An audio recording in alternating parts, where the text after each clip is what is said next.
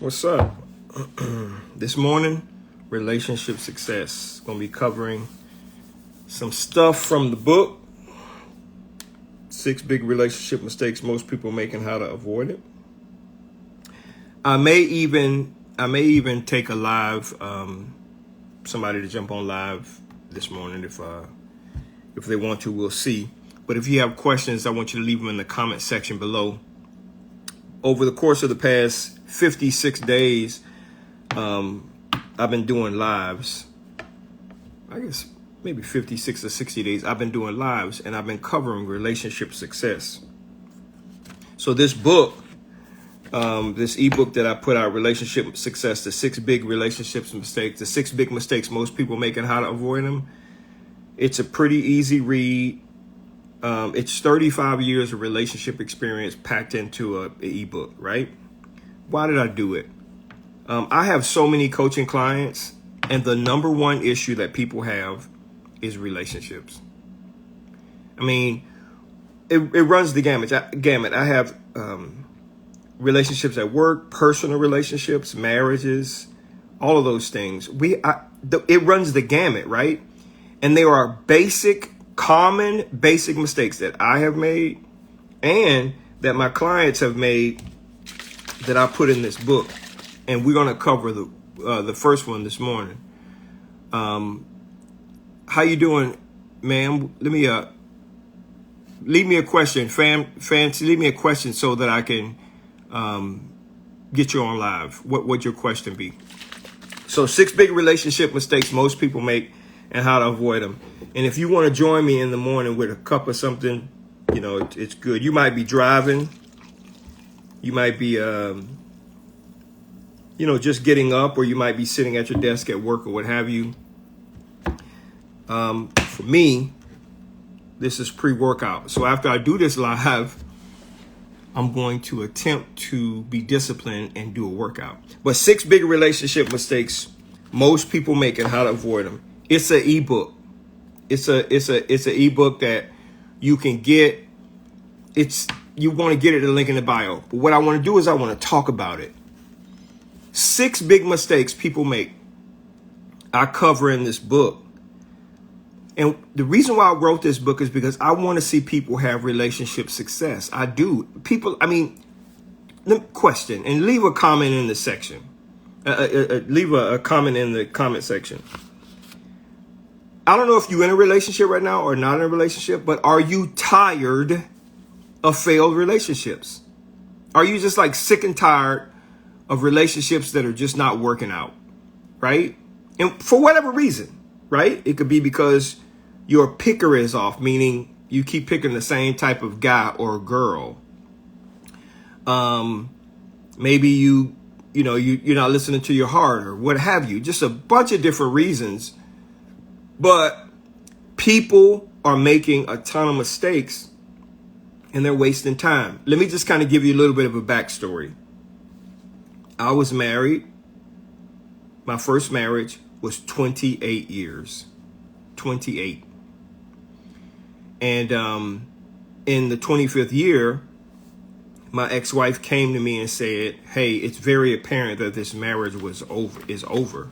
And I don't mind sharing this. By the way, I often tell people that my ex-wife is still an executive in my company, so we still are connected, right?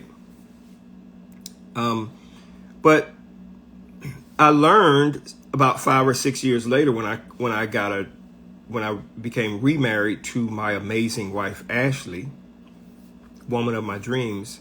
I learned that really my ex-wife wasn't telling me that she wanted a divorce, but the problem I had is you can't tell me you want out of the relationship and I'm not going to let you out of the relationship. So it was a deal breaker for me. So I'm going to have you come on, fam, and we can talk real quick about some of these red flags that you're dealing with. So, she wasn't trying to tell me she wanted a divorce. What she was trying to tell me is something else, and I'll be discovering that. So, fam, let me get you on, and then we can I can answer some of your questions. So, If you have a question in the comment section, I want to make sure that you just leave it in the comment section. I'll be more than happy to answer that question for you. Or if you want to jump on and join me live, let me know what your question is. What's up? How you doing, sis? No, it was a mistake. Don't worry about it. You're good. And you can have the camera hidden if you want to. That's fine. But I think this is a good opportunity for me to answer any question that you have. I know that you said that you have some red flags. Tell me what's going on in your relationship or in a relationship, or what's going on in your life relationship wise. Oh my God. I am so embarrassed. Well, I am 53, going to be 54. I Yeah. have been in long-term relationship.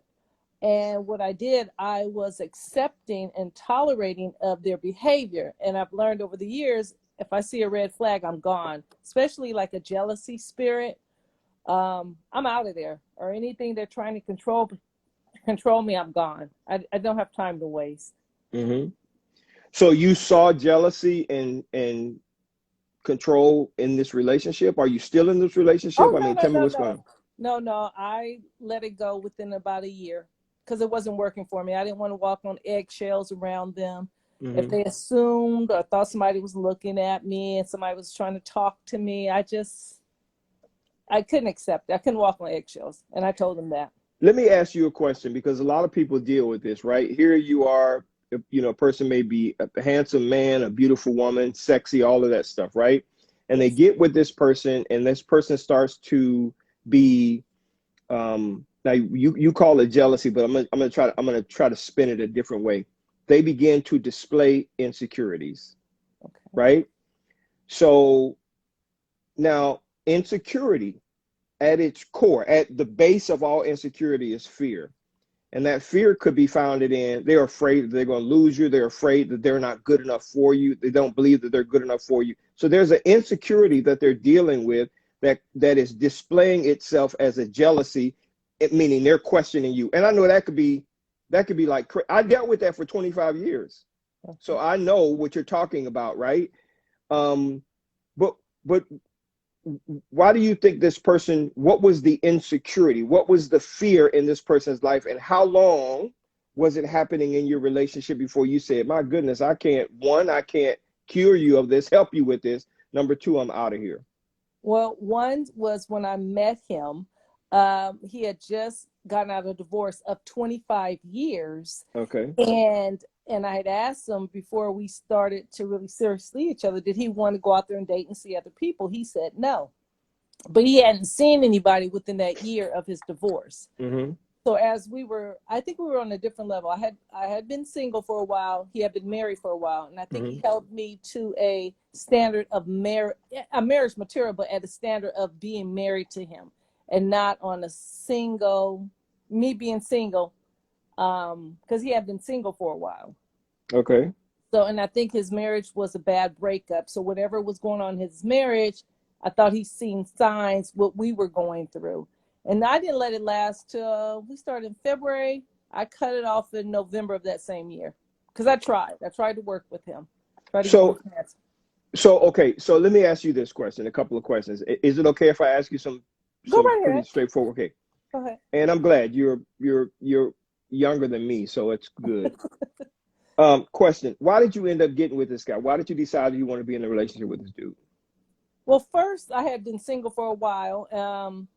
And I thought I was, and sometimes, well, I thought I was ready for a relationship and I wanted to give it a try because I am a relationship person and I Mm-hmm. had been single for a while. So I said, let me see. And then one of my ultimate thing, I would like to get married. I would, Okay. but I'm just not going to settle for anything, which I had Mm-hmm. done in my past. So that was another thing. He was very family oriented. He Okay. did have my kids are grown, but he did have a younger daughter at the time, and I was willing to go into a relationship with that. But she was like 13 or 14, to become part of the family. Um, but otherwise, well, what's your next question? I'm sorry. No, you're doing good. No, you're doing good. I think that what you're sharing is going to help a lot of people. So here's this guy, he's getting out of a relationship. You've been single. You're ready to, be in a long-term committed relationship with somebody. So you wanted to give it a try. Correct. The question is this: was there anything that you saw in the beginning that carried on throughout the entire relationship that you just kind of overlooked? Um, I would say not in the very beginning. As you know, as they say, there's this 90-day rule that they will show themselves in 90 days, sometimes before that. And just like he was observing me, I was observing him and his actions, his reactions to things that was happening in our relationship. And I just said, I can't do it. I'm not going to stress. I'm not going to walk on eggshells around him. And we did discuss it too. He said he's going to get better. But as he got better in one thing, other things start to pop out. I mean, show up. Tell me one of the things that he did and I hopefully he's not listening. Maybe he is, but I don't care. Help me understand one of the things that he did that made you say, "Oh my God, I can't deal with this." Let me think. Being at an event in his house, which is very small, and there were a number of people there. Apparently, one of his friends, who was a lady, had a male there, and they knew the male and his background of him cheating on her. And I don't believe I was looking his way, and so he had made a little comment, say, "You need to stop that." And I said, "What?" So I took him to the back room. I said, "What are you talking about?" He said, "I seen you looking at him." I said, "Your house is small." I was not looking at him, and I don't disrespect people like that. And then I said, "Well, I'm about to leave." Then he changed it up and joked and said, "No, I'm just playing. But he had did other little things like that. I just said, I can't do it. I just can't do it. Okay, so obviously he was dealing with some sort of insecurity. And I often ask people this pretty basic question: when you run into something like that, if that person never changed, are you willing to deal with that for the rest of your life? And obviously your answer is no. Oh, no. So what are you doing now? Are you looking for another relationship now? I am building friendships first, and we'll see where it goes from there. What does that mean? What is I mean, look, okay, let me ask you a question. Is the end goal that you want to be in a relationship? It definitely is. And wouldn't it be awesome to grab somebody or start a relationship or connection with somebody where you know that both of you guys are on the same page and you're heading in the same direction at the exact same time, right? True. Okay. Most people have a problem, the same problem that you have. And this is the main reason why I wrote the book. I'm not just trying to promote the book, but here's the big deal. And there are 6 mistakes that most people make. The first mistake is, and I don't think you made this mistake, is knowing what you want, right? Who you are, what you like, what you don't like. Now, you're a 53-year-old woman. I'm a 55-year-old man. When I got remarried, I was 48. I knew exactly what I wanted. I wasn't willing to play games, waste time. I wasn't willing to do any of that. So when I sat down with Ashley, my wife, I was very clear about certain things that I was okay with and certain things that I was not okay with. Before we even really got serious on any kind of a date, I had that question. I had those answers already, and I gave those answers to her. I said, "Listen, this is where I'm at. If this is not where you are in your life, then that's fine. We could still be friends, but we can't be in a relationship." Have you come up with those things for yourself? Yeah, I have. And this is when I get introduced, or however, I even asked you one day in one of your live segments, what did you think about internet dating? Yep. Dating apps and how to find someone. I even asked those questions. I said, "Are you married? Do you have a girlfriend or someone who thinks she's your girlfriend and she's not? Do you have baby mama drama? If you have any of those things, I'm not the one for you. I'm not into games." Those are a lot of questions that I ask in the beginning of seeing somebody. I do let them know what I want, but sometimes they will play on that and say, "Okay, I'll act like I want the same thing she is so I can get to know her or possibly get in my panties and stuff." So I watch out for that, and I'm very cautious. And I look a lot at their actions. Let me share something with you. What you just shared with me is very surface. Okay. And I want to try to do I want to try to do something with you that may help you to dig a little deeper. Okay, let me ask you a question. Go right ahead. How do you know when somebody loves you? How do you know beyond a reasonable doubt that somebody loves you? And this is only my perception. It's not I feel, to me, it's not, it shouldn't be always about sex. It's about how they care for you. If they care for your health, if they want to encourage you to do better, regarding a job, your health, you know, and just how they treat you, how I would want to be treated. And how was that? Oh my God, you're putting me on the spot. I am putting you on the spot. You the one that got on the live. Let's Oh, have this that was an conversation. accident. That's okay. That was That's all going to be right. You know what? But live. you think it was an accident, but maybe it was something that it was not an accident. That it was intentional. That so it can help you out. Oh, So I let me know. ask you a question. So they care for your health. They care about you. I want to know. Give me more about how do you know beyond a shadow of a doubt that this guy loves you? A person loves you. Period. You know Right? what?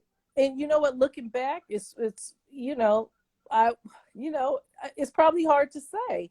Is because maybe I've never been loved for like I should be loved to know what love looks like. And I've only taken this from my past. Right. We So all receive love different. in different ways, right? Correct. Not completely different ways, but there's a book by Gary Chapman called The Five Love Languages.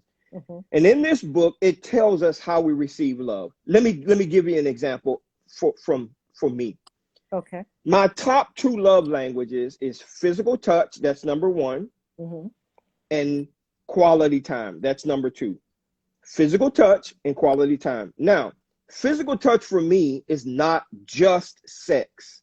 It's holding hands, hugging, kissing, the whole 9 yards. That's what physical touch is, right?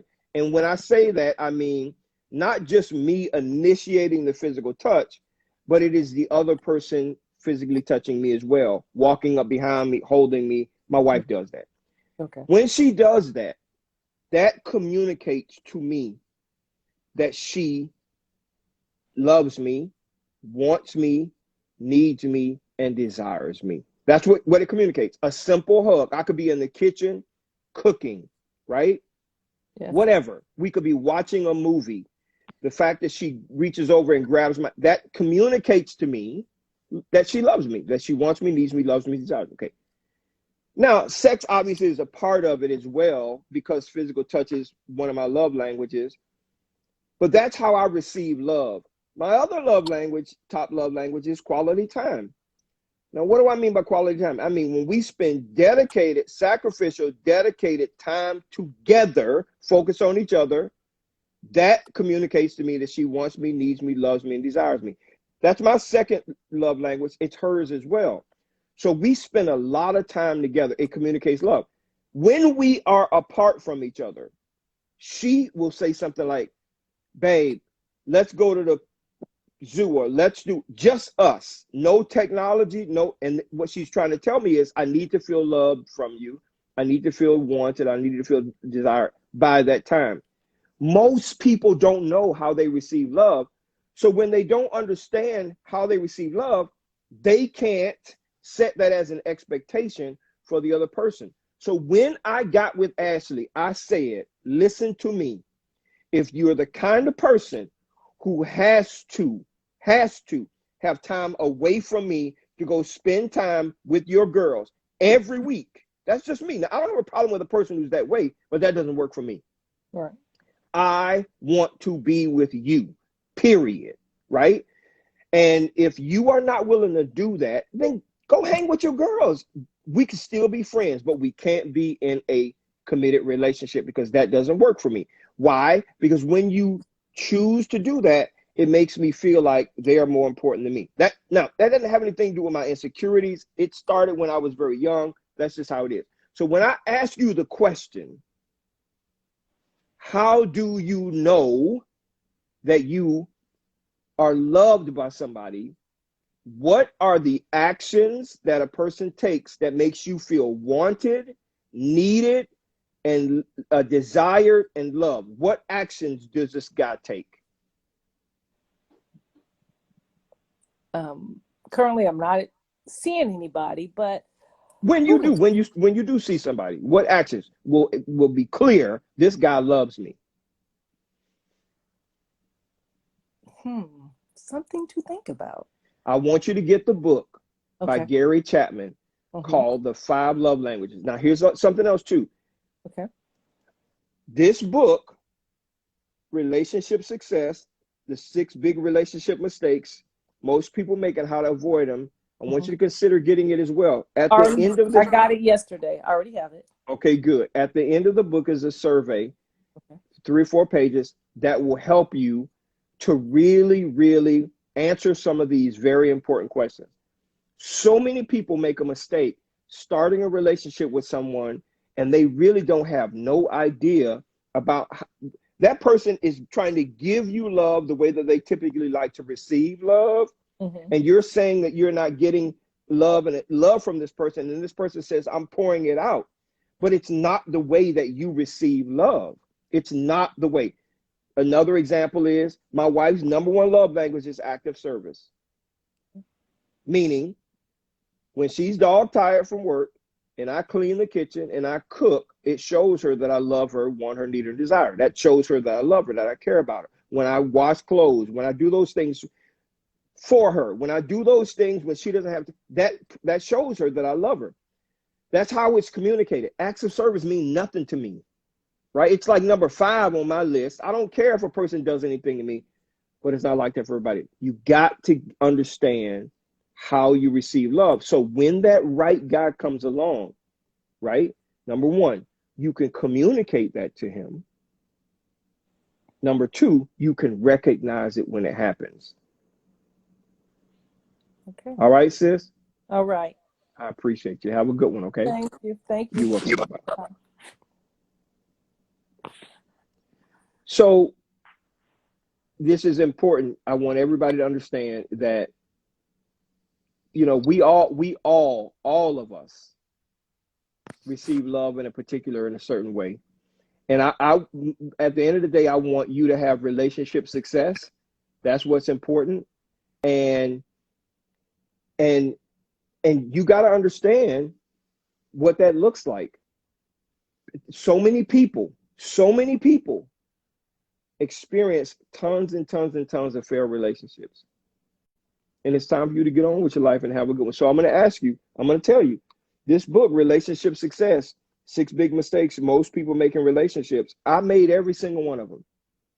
And how to avoid them, I think it'll help you. A lot of my coaching clients are, along with my life, is what really prompted me to write this ebook. What I've learned over 35 years of being in a marital relationship, in a relationship, making adjustments up and down, what I've learned over 35, you'll know in less than an hour. You'll know in less than an hour.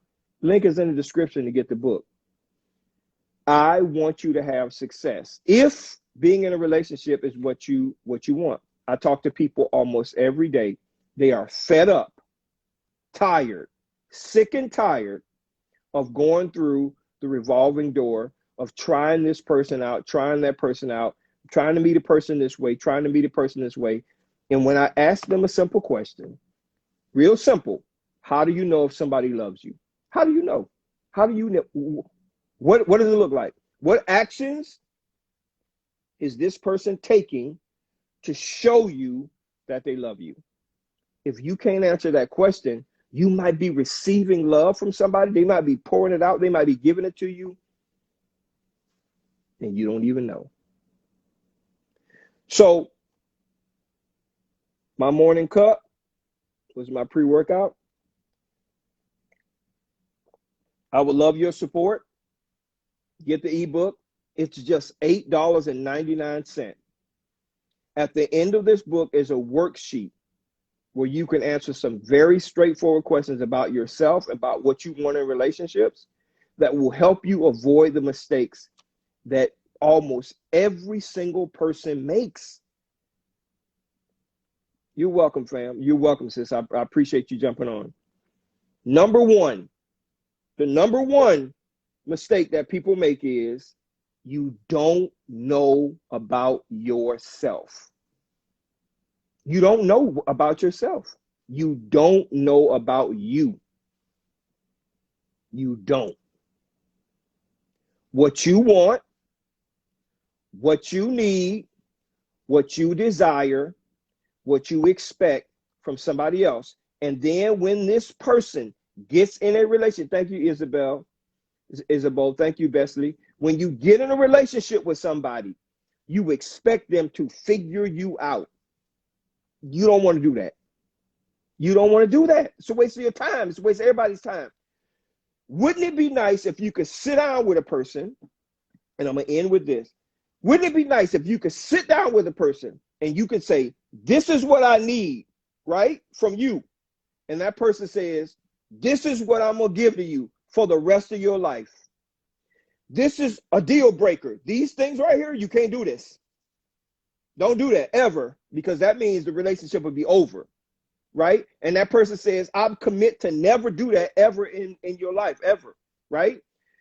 The person shows you on a daily basis they want you, they need you, they desire you, they love you every single day, right? Wouldn't it be nice to live that kind of life? So many people make mistakes.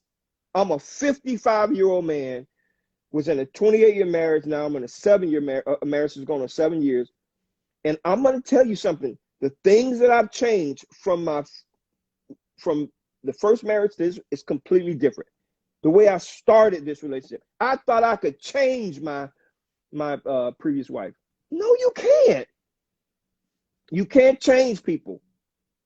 You have to accept them the way they are. And then ask yourself the question, the way they're acting right now, am I willing to deal with that for the rest of my life? If the answer is yes, you're good. If the answer is no, you got to do something different, or tell that person they need to do something different. I love you. I'll be back tomorrow. This week, we are covering getting really understanding and knowing yourself.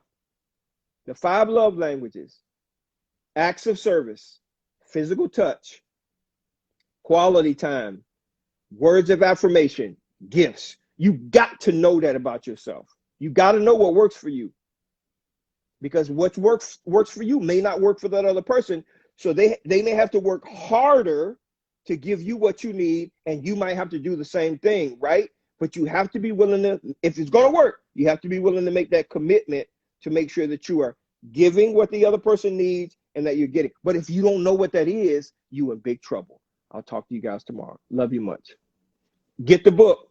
Click the link in the bio. $8.99. Take care.